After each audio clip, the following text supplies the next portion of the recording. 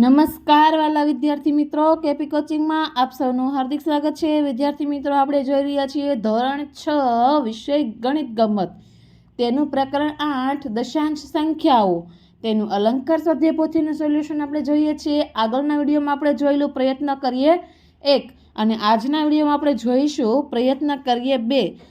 તો આમાં શું શીખીશું આપણે? તો કે દશાંશ અપૂર્ણાંકના સ્વરૂપમાં દર્શાવો। પ્રશ્ન 1, આપેલા અપૂર્ણાંકને દશાંશ અપૂર્ણાંકના સ્વરૂપમાં દર્શાવો। અહીં અપૂર્ણાંક આપણને આપેલો છે 1/2, પરંતુ આને આપણે દશાંશમાં દર્શાવવાનો છે, તો તેથી આપણે 1/2 આપ્યું છે। દશાંશ દર્શાવવા માટે શું કરીશું? 2ના ઘડિયામાં 10, તો કે 2 પંચા 10, તો ઉપર પણ આપણે 5 સાથે ભાગ ચલાવીશું। 5 એકા 5 અને 10, તો આને આપણે દશાંશ અપૂર્ણાંકના સ્વરૂપે લખવા હોય તો લખાશે 0.5। તેવી જ રીતે બીજું દશાંશ સ્વરૂપે લખવા માટે આપણે નીચેનો છેદ હોય ને તેને આપણે 10 આવે ને એવી રીતે તમારે ભાગ ચલાવવાનો રહેશે।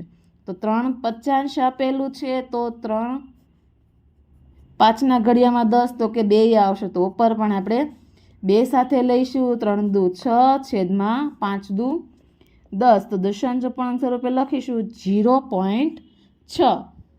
ત્યારબાદ જોઈએ દાખલા નંબર 3 7/5, તો આપણે લખીશું 7/50 બરાબર 5નો પણ અહીં 10 લાવવા માટે, છેદમાં 10 કરવા માટે આપણે કેટલા સાથે ભાગ ચલાવીશું? 2 સાથે, તો ઉપર પણ 2, 7 દુ 14, 5 દુ 10, તો આને આપણે દશાંશ અપૂર્ણાંક સ્વરૂપે લખવું હોય તો કેવી રીતે લખાશે? તો કે 1.4।